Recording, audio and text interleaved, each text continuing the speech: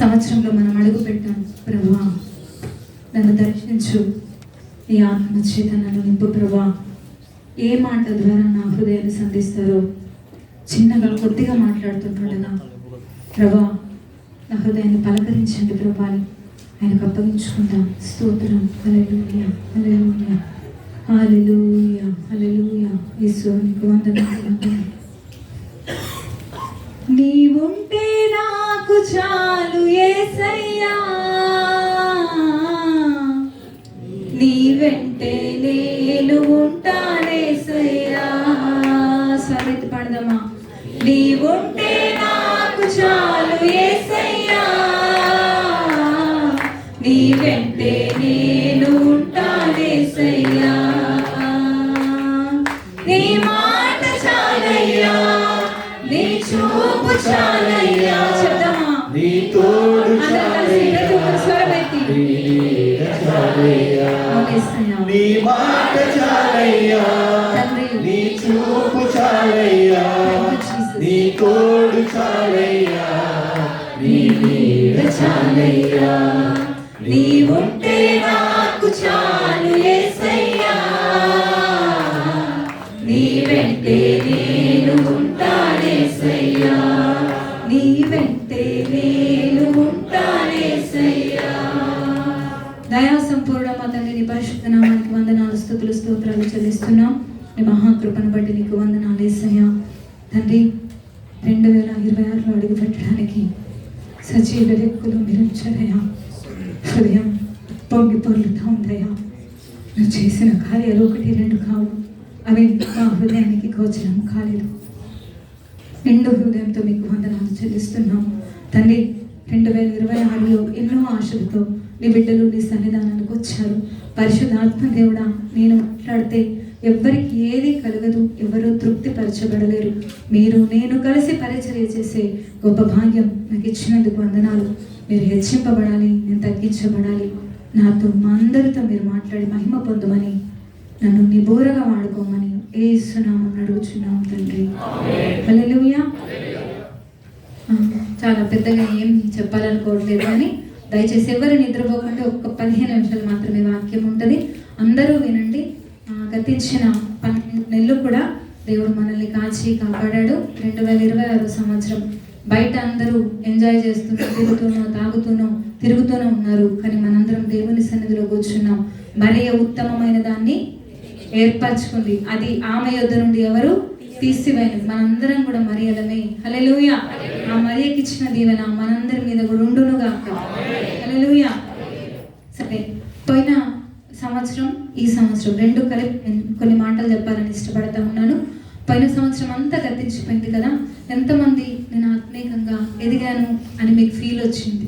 మీ పరిస్థితి మీకు తెలుస్తుంది. ఒకవేళ లేకపోతే నేను ఆత్మీయంగా దిగజారానా అని మీరు చూసుకోవాలి. వాక్యము వెనుకున్న వాటిని మరిచి ముందున్న వాటికి, వెనకేమున్నాయి? అధికారం ఉంది, బలం ఉంది, ధనం ఉంది, అన్నీ ఉన్నాయి. వాటిని మరిచి ముందుకెళ్ళాలి. కానీ నేను చెప్పేది దానికి అపోజిట్, దానికి వ్యతిరేకం. వెనకాల ఏమున్నాయి తెలుసా? మనం చేసినటువంటి పాపాలు ఉన్నాయి, మనం చేసిన తప్పులు ఉన్నాయి, మనం పడిపోయినటువంటి స్థితిగతులు ఉన్నాయి. అక్కడ నుంచి పైకి వచ్చావా? అక్కడే ఉన్నావా? గొర్రె యొక్క స్వభావం ఏంటో తెలుసా అండి? సడన్గా ఆ గుంటలో పడిపోతే అది అక్కడ ఉండదు, అరుస్తూ ఉంటుంది. నన్ను పైకి తీయండి, నన్ను పైకి తీయండి అని అరుస్తూ ఉంటుంది. పంది స్వభావం ఎలా ఉంటుందో తెలుసా? దానికి బురదలోనే ఆహా ఓహో అన్నట్టుగా ఉంటుంది. మన జీవితాలు, నేను ఎవరిని విమర్శించుకోవాలనుకోలేదు. మీరే కాదు, నిలబడ్డ నాకు కూడా వాక్యమే. మీకు అదే దేవుడు తీర్పు తీరుస్తాడు, నాకు కూడా అదే దేవుడు. మీకు అదే బైబిల్, నాకు కూడా అదే బైబిల్. కాబట్టి నన్ను నేను అప్పగించుకున్నాను. ఇందాక ఆరాధనలో ఎంతమంది ఆత్మను అనుభవించారో తెలీదు. నిజంగా ఒకసారి 12 నెలలు జ్ఞాపకం చేసుకుంటే భయంకరమైనటువంటి పరిస్థితులు ఎన్నోసార్లు, ప్రభా ఇందులో నుంచి నేను వెళ్తానా లేదనేటువంటి పరిస్థితులు, వాటన్నిటి నుంచి దేవుడు విడిపించి ఈ రోజు వరకు కాపాడారు. ఏమిచ్చి కూడా ఆయన రుణము తీర్చలేము. హల్లెలూయా. ఆత్మీయ జీవితంలో తగ్గిపోయావా లేకపోతే ఎదిగావా? నిన్ను నీవే తెలుసుకోవాలి. ఎవరికైనా స్వార్థ చెప్పావా లేదా?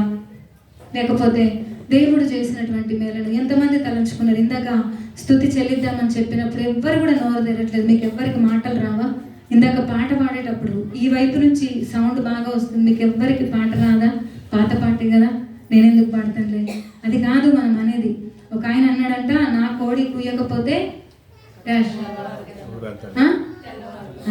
మనం ఆ బ్యాచ్ కాదు. మనం కూసినా కుయ్యకపోయినా అది ఖచ్చితంగా తెల్లవారుతుంది. ప్రభా నా వంతు పని నేను చేయాలి. స్తుతించడం మీరున్న దగ్గర పైసా ఖర్చు లేదు.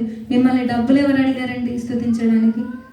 బయట మీరు హిందూ బ్యాక్గ్రౌండ్లో చూస్తే గుడికి వెళ్ళాలి అంటే ఇంత ఖర్చు అని మేము ఎస్టిమేట్ చేసుకుంటుంటే పసుపు కుంకుమ అవ్వని, కొబ్బరికాయ అవ్వని, ఏదైనా అవ్వని దేవుడు నిజంగా ఉచితంగా మనకి ఇచ్చాడు. స్తుతించడానికి దయచేసి నేర్చుకునండి. ఈ కొత్త సంవత్సరంలోనైనా స్తుతించడం నేర్చుకునండి.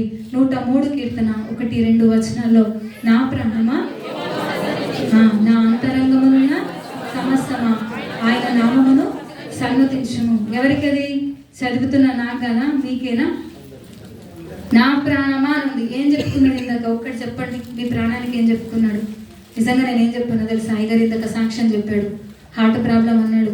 అసలు ఎప్పుడూ వినలేదు నేను. ఇదేంటి, నేను ఇండియాలో ఉన్నాను, అయ్యగారు ఇక్కడ.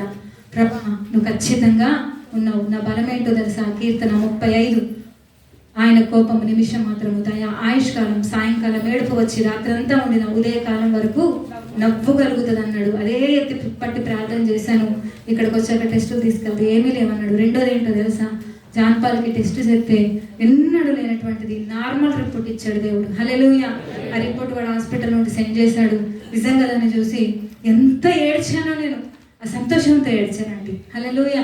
ఇలాంటి కార్యాలు చేశాడు కదా. ఎంతమంది చెప్పుకున్నారు నిజమే ప్రభా. ఇందాక సాక్ష్యాలు చెప్పారు, చాలా భయంకరమైనటువంటి సాక్ష్యాలు. అనిత కానీ ఆ ఇంకో బ్రదర్ బెంజమిన్ అని అందరూ చెప్పారు. ఎంత మీ జీవితాల్లో జరగలేవా అండి? మౌనంగా ఉంటున్నారు. మౌనంగా ఉంటే సాతాను కూడా వస్తుంది తెలుసు. అందుకే దేవుడు ఏమన్నాడు? స్తుతించమన్నాడు. పరలోకంలో ఒకటే ఒక ప్రోగ్రామ్ ఉంటుంది. ఏంటిదో తెలుసా? స్తుతి ప్రోగ్రామ్. అంతే. ఇక్కడ మీరు ప్రాక్టీస్ చేస్తే అక్కడికి వెళ్ళాక వస్తుంది. ప్రకటన గ్రంథంలో సర్వాధికారి దేవుడు, గొర్రెపిల్ల అని అసలు ఎంత మంచి మాటలు కనబడతాయి. చాలా మందిలో స్తుతి అనుభవం లేదు. స్తుతి లేకపోతే సాతానుగాడు మీ దగ్గరనే ఉంటాడు, మీ ఇళ్ళ దగ్గరనే ఉంటాడు.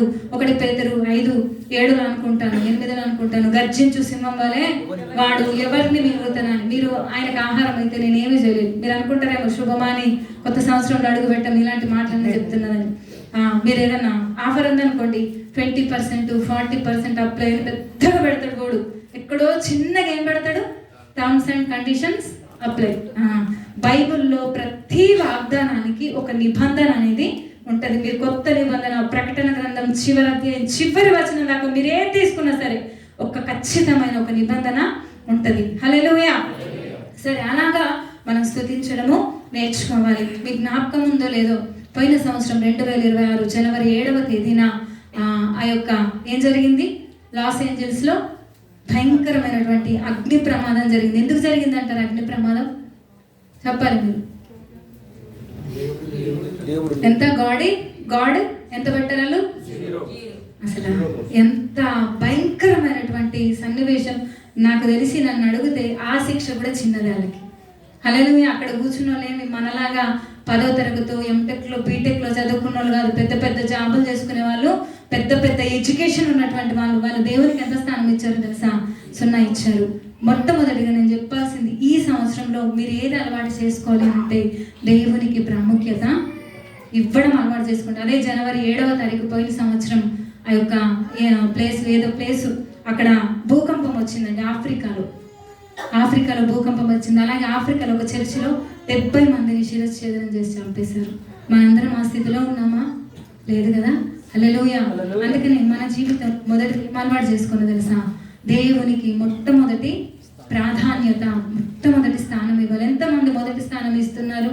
ఎక్కడో లాస్ట్ 100%లో 99 మన పనులే, ఒక్క పని మాత్రమే ఆయనది. టైం ఉంటే చర్చికి, లేకపోతే పాఠాయాలకి. నిజంగా ఈ మధ్యలో నేను గమనిస్తూ ఉన్నాను, జాబ్ అంటే ఎంత కష్టమైనా ఎన్నైనా చేస్తున్నారు. చర్చికి రమ్మని ఒట్టిగానే కూర్చున్నారు. ఇప్పుడు ఏమన్నా మీరు ఇక్కడ ఇంతమంది కూర్చున్నారు కదా, ఎవరికైనా బరువులు ఎత్తామంటే మేము ఎవరైనా 50 కేజీలు మోస్తున్నారు? ఎవరన్నా పిల్లతల్లులు కాకుండా, పిల్లతల్లులు కాదులే, మోస్తున్నారు ఎవరన్నా? ఎందుకంత నొప్పి మరి చర్చికి రావడానికి? అందుకే ఈరోజు దేవుడు మనతో మాట్లాడినటువంటి మాటలు. అయ్యగారు నన్ను ప్రసంగం చెప్పమన్నప్పుడు, ప్రభా నేను ఏం చెప్పాలి, నాకు ఏం ఆలోచన రావట్లేదని రాత్రంతా ప్రార్థన చేశాను. పొద్దంతా రాసుకుంటానే ఉన్నా. నేను రాసాను నాకు తెలియదు. దేవుడు ఇచ్చినటువంటి తలంపు ఆ లాస్ ఏంజల్స్ది. నేను ఒక యూట్యూబ్లో షార్ట్ చూస్తూ ఉంటే అదొక్క మాట వినిపించింది. అరే ప్రభా నేను ఇదే ఎందుకు చూశానని చెప్పి ప్రార్థన చేస్తూ ఉంటే దేవుడు నాకు ఈ మాట బయలుపరిచాడు. మొదటి స్థానం ఇక్కడున్న మనం అందరం, నాతో సహా అందరం కూడా ఎవరికి ప్రాధాన్యతనివ్వాలి? దేవునికి ప్రాధాన్యతనివ్వాలి. మీరు డ్యూటీని ముందు పడుతున్నారు, దేవుని వెనకాల పడుతున్నారు. అందుకే ఇన్ని స్ట్రగుల్స్, అందుకే ఇన్ని బాధలు. లాస్ ఏంజల్స్ మనకు ఒక గొప్ప గుణపాఠం. దేవుని చివరన పెడితే ఎవ్వరు కూడా ఆశీర్వదించబడరు. హల్లెలూయా. బైబిల్లో ఉన్న గొప్ప గొప్ప భక్తులు దేన్ని ముందు పెట్టుకున్నారండి? దేవుణ్ణి ముందు పెట్టుకున్నారు. అందుకే ఈ రోజు వరకు ఈ పవిత్రమైనటువంటి బైబిల్లో, పరిశుద్ధమైనటువంటి బైబిల్లో వాళ్ళ పేర్లు రాయబడ్డాయి. హల్లెలూయా. ఇంత చెప్తున్నా నిద్రపోయే వాళ్ళు ఉన్నారు. హల్లెలూయా, హల్లెలూయా, హల్లెలూయా, హల్లెలూయా, హల్లెలూయా. దయచేసి ఫోన్ల వైపు మీరు చూడొద్దు. ఇండియాలో ఎప్పుడో అయిపోయింది. మనకు 12 గంటలు 1:30 అందరు ఫోన్లు మోగుతాయి. మీకే కాదు, మాకు కూడా ఉండదు. కానీ అసలు ఆ ఫోన్ మీద ధ్యాసే ఉండదు మాకు. దయచేసి ఫోన్లు సైలెంట్ పెట్టండి. మొట్టమొదటిగా మనం ఏం చేయాలి? దేవునికి ప్రాధాన్యత ఇవ్వాలి. దేవునికి ప్రాధాన్యత ఇవ్వడం అంటే చెప్పాలి మీరు. దేవునికి ప్రాధాన్యత ఇవ్వడం అంటే సమయాన్ని ఇవ్వాలి. ఎప్పుడు సమయం రాత్రి అంతా డ్యూటీ చేసేసి వచ్చేసి పొద్దుంతా డ్యూటీ చేసి రాత్రికి మోకరించి, ప్రభా నేను బాగా అలసిపోయాను, నా యజమానుల సంగతి నువ్వు తెలిసే కదా అని అంటమా? మొదటి సమయం దేవునికి ఇవ్వాలి. ఎప్పుడు మొదటి సమయం? నువ్వు లేచి చూడగానే, కన్ను తెరిచి చూడగానే, కన్ను తెరవక ముందే ఆ మొదటి సమయం దేవునికి ఇవ్వాలి. ప్రతి వారం దేవుని సన్నిధికి రావాలి. ఇంకా మీరు చెప్పాలి, ప్రతిరోజు ఒక 5 అధ్యాయాలు చదవాలి. ఈ సంవత్సరం నాకు చాలా సిగ్గు అనిపించింది. అయ్యగారు పదే అడుగుతున్నారు కానీ నా నోట్లో నుంచి చెప్పడానికి ఇంతమంది ఉన్నారు. చదవడం రాదా అండి? మీ పనులు జరుపుకోవట్లేదు మీరు? బైబిల్ ఎందుకు చదవట్లేదు? బైబిల్ ఎందుకు చదవట్లేదు? చదివితే సామెతలు, అరిగిపోయిన గ్రామ్ ఫోన్ రికార్డ్ లాగా సామెతలే సామెతలే సామెతలే. మీకు యేసుప్రభు ఎలాగున్నాడు? అక్కర్లేదా? సువార్త అక్కర్లేదా? పత్రికలు అక్కర్లేదా? ప్రకటన గ్రంథం అక్కర్లేదా? అభి వచ్చి చాలాసార్లు చెప్తా ఉంటాడు, 2వ రాకడను కూర్చిన దర్శనాలు కళలు ఆయనకు వస్తాయి. దాని అర్థం ఏంటి చెప్పాలి మీరు. నాకే వచ్చింది కళ, దాని అర్థం ఏంటి? మీరు ప్రార్థన చేయాలనా నేనా? చెప్పాలి మీరు. ఎవరి ప్రార్థన వాళ్ళు చేయాలి. ఇంతమంది ఉన్నారు, ఇంత డ్యూటీలు చెప్తున్నారు, ఇంత సంపాదించామని చెప్తున్నారు, ఇంత బంగారం కొన్నామని, ఇంత అప్పు తీర్చుకున్నామని చెప్తున్నారు. ఎంతమంది బైబిల్ చదవడానికి ఇష్టపడతా ఉన్నారు? దేవునికి ప్రాముఖ్యతను ఇవ్వడం అంటేనే అది. హల్లెలూయా. రెండోదిగా మనం చూస్తే సాక్ష్య జీవితాన్ని మనం కాపాడుకోవాలి. హల్లెలూయా. చెప్తారా? మొదటిది ఏంటిది? దేవునికి ప్రాముఖ్యతను ఇవ్వాలి. రెండోది సాక్ష్య జీవితాన్ని కాపాడుకోవాలి. సాక్ష్య జీవితం కాపాడుకోవడం అంటే డబ్బులు ఇచ్చి బూరు తెచ్చుకోవడమా? లేకపోతే ఎదుటోళ్ళు బాధపడతారని మంచోడు మంచోడు మంచోడు అని డబ్బా కొట్టడమా? చెప్పాలి మీరు. యోసేపు ఎలా ఉన్నాడట? సాక్ష్యాన్ని ఎవరన్నారా ఇంటిలో? యోసేపు వచ్చినప్పుడు ఎవరన్నా ఉన్నారా ఇంటిలో? ఆయన ఒక్కడే ఉన్నాడు, ఆమె ఒక్కతే ఉంది. సాక్ష్య జీవితాన్ని కాపాడుకున్నాడు. అదొక్క విషయంలోనే కాదు, డబ్బు కావచ్చు, అధికారం కావచ్చు, కుటుంబంలో కావచ్చు, నీ ఆత్మీయ జీవితంలో కావచ్చు, నీ కుటుంబ జీవితంలో, నీ పర్సనల్ లైఫ్లో కావచ్చు, అన్నిట్లలో కూడా నువ్వేం చేయాలి? సాక్ష్య జీవితాన్ని మీరు కాపాడుకోవాలి. ఇందాక ఆ మోషన్ సాక్ష్యం చెప్పారు కదా, నా కూతురికి మంచి పెళ్ళైంది, పెళ్లి జరిగించాడు, దేవుడు సాయం చేశాడని చెప్పాడు కదా. ఆ విషయంలో నేను ఒక చిన్న సాక్ష్యాన్ని పంచుకుంటాను. మోషన్ అయ్యే వాళ్ళ ఇంటికి ఒక అబ్బాయి సంబంధం వెళ్ళింది. వాళ్ళు ఎక్కడ ఉంటారు? హైదరాబాద్లో ఉంటారని చెప్పారు. సరే అని చెప్పేసి అయ్యగారికి చెప్పాడు. అయ్యగారు హైదరాబాద్లో ఉంటున్నారట, పలానా ప్లేస్ అని. అయ్యగారు అనగానే ఇది ఈ ప్లేస్లో మనకు తెలిసిన వాళ్ళు ఉన్నారు, సరే నేను పంపించి అబ్బాయి ఎటువంటి వాడో తెలుసుకున్నాక మీరు ముందుకు వెళ్ళండి బెట్ట, నేను చెప్పేదాకా ముందుకు వెళ్ళొద్దని చెప్పేసి అన్నాడు ఆయన. వెంటనే మాకు తెలిసినటువంటి ఆ సిస్టర్కు కాల్ చేసి ఆ చర్చికి వెళ్ళి పాస్టర్ గారికి ఇలా ఒక ఫోటో చూపించారట. మా సిస్టర్ చూపించగానే ఆయన చెప్పిన సాక్ష్యం ఏంటో తెలుసా? ఈ అబ్బాయి మంచి పిల్లోడు అయ్యారు, పిల్లోడమ్మ, మీరు తప్పకుండా మీ అమ్మాయికి ఎవరి కోసం వచ్చామో నాకు తెలియదు, ఆ అమ్మాయికి అబ్బాయిని ఇవ్వచ్చు, చిన్నప్పటి నుండి ఈ అబ్బాయిని నేను ఎరుగుదును అన్నాడట. నాకు చాలా ఆశ్చర్యం అనిపించింది. ఎన్నో సంబంధాలు వచ్చాయి, చాలా విషయాల్లో ఇంట్లో గొడవలు కూడా అయిపోయాయి, కానీ ఆ అబ్బాయి విషయంలో పాస్టర్ గారు సాక్ష్యం చెప్పారు. నాకు చాలా ఆశ్చర్యం అనిపించింది, చాలా బాగా అనిపించింది నాకు. ఒకవేళ నీ గురించి, నా గురించి, మన చుట్టాల్లోనూ, మన బంధువుల్లోనూ, మన స్థలాల్లోనూ అడిగితే మీ కొరకు ఎవరైనా సాక్ష్యం చెప్పే జీవితం మీకుందా? చెప్పాలి. సాక్ష్యం చెప్పే జీవితం మీకుందా? అబ్బా అయ్యో అని అంటున్నారా? చెప్పాలి. హల్లెలూయా. సాక్ష్య జీవితం కాపాడుకోవాలి, సంఘంలో కాపాడుకోవాలి, నీ కుటుంబంలో కాపాడుకోవాలి, నీ వ్యక్తిగత లైఫ్లో కాపాడుకోవాలి. ఇవన్నీ కాపాడుకుంటే నీ దేవుని దగ్గర ఆల్రెడీ కాపాడుకున్నట్టే. హల్లెలూయా. యోసేపు పాపం నుంచి పారిపోయాడు. నా క్యారెక్టర్ పోతుంది, నా పరువు పోతుంది, బయటకు తెలిస్తే ఎలాగైతుంది అని అనుకోరు. ఒకవేళ మనందరినీ కూర్చోబెట్టి యోసేపు జీవితం అడిగితే ఏదో పాపం చేశాడు అందుకే జైల్లో పెట్టాడు అంటారు. కానీ భయపడలేదు, సాక్ష్యాన్ని కాపాడుకున్నాడు. హల్లెలూయా. అదే కీర్తనల గ్రంథంలో ఒక మాట ఉంటది, నీ దేవుడను నేను నీ మీద సాక్ష్యము చెప్పేదను అంటాడు. ఒకవేళ నీ దేవుడు సాక్ష్యం చెప్పాల్సిన పరిస్థితి వస్తే నీ పరిస్థితి ఎక్కడ? మూడోదిగా చూస్తే సంఘముతో సహవాసంలో మానొద్దు. దయచేసి దండం పెట్టి చెప్తా ఉన్నాను. 2-3 వారాలు వచ్చేసరికి ఒక వారం బ్రేక్, ఒక వారం వచ్చేసరికి 2 వారాలు బ్రేక్. లేకపోతే బాగలేకపోయినా డ్యూటీకి వెళ్తున్నారు కానీ దేవుని దగ్గరికి రావట్లేదు. ఇందాక మళ్ళీ మొదటి అంశం, దేవునికి ప్రాధాన్యత ఇచ్చిన వాళ్ళు ఖచ్చితంగా దేవుని సన్నిధిలో కనబడతారు. హల్లెలూయా. ఫిబ్రవరిలో రాసిన పత్రిక 10:24-25 వచనంలో మనం చూస్తే సంఘముగా సమాజంగా కూడుట నువ్వు మానద్దు. మొట్టమొదటిది ఏంటిది? దేవునికి ప్రాముఖ్యతని ఇవ్వాలి. రెండోది నీ సాక్ష్య జీవితాన్ని కాపాడుకోవాలి. మూడోది సమాజంగా కూడుట మానద్దు. నాలుగోదిగా మనకి ఏం కావాలి అంటే ఈ సంఘముతో సహవాసము కావాలి. ఫ్రెండ్స్తో సహవాసం చేయడానికి ఎంత దూరమైనా వెళ్తున్నారు, మీకు నచ్చిన వాళ్ళతో సహవాసం చేయడానికి ఎంత దూరమైనా వెళ్తున్నారు. కానీ సంఘ బిడ్డలందరితో సహవాసం చేయాలి. ఇంతమంది ఉన్నారు, వాళ్ళ పేర్లు తెలవాలి, వాళ్ళ స్థితి తెలవాలి, నువ్వు వాళ్ళ కోసం ప్రార్థన చేయాలి. అది సహవాసం. సహవాసం అంటే వచ్చి యేసు రక్తమే జయమని ఇలాగ అనుకొని వెళ్ళిపోవడం కాదు. సహవాసం అంటే అక్కడ ఉండాలా, వాళ్ళ బాధలేంటి, వాళ్ళ పరిస్థితులు ఏంటి తెలుసుకోవాలి. ఈ 4 విషయాల్లో కూడా మనందరం ఫలించుదుము గాక. చిన్న ప్రార్థన, నచ్చిన వాళ్ళు, ప్రభువా నిజమే ఈ 4 క్వాలిటీస్ లేకపోతే 3, 2, 4 లేవు ప్రభువా, అది నాకు కావాలి అని అనుకున్న వారు ఒక చెయ్యి ఎత్తండి. దేవుడు ఖచ్చితంగా మీ జీవితాల్లో నాతో మాట్లాడిన దేవుడు మీ అందరి హృదయాల్లో ఆ మాట నువ్వే విషయాలు తప్పిపోయావు అది కార్యం చేయడానికి సిద్ధంగా ఉన్నాడు. పరిశుద్ధుడా నీకు వందనాలు తండ్రి. 2026లో తండ్రి ప్రభువా నాతో కూడా మాట్లాడావు, నీ బిడ్డలతో కూడా మీరు మాట్లాడారు అయ్యా. దేవా నీకు ప్రథమ స్థానం ఇచ్చేవారిగా మేమందరం ముందుముగాక, మా సాక్ష్య జీవితాన్ని యోసేపు వలె కాపాడుకుందుముగాక తండ్రి ప్రభా. సంఘముతో సహవాసముగా ఉందుముగాక తండ్రి. నీకు స్తోత్రాలు చెల్లిస్తున్నాం ప్రభా.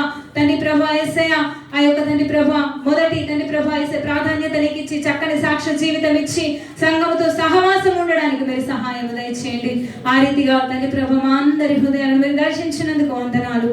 నీ చిత్తమైతే నీ రాకడ ఆలస్యమైతే రేపు మరోసారి కలుసుకుని కృప దయచేయమని యేసు నామమున అడుగుచున్నాము తండ్రి. ఆమేన్.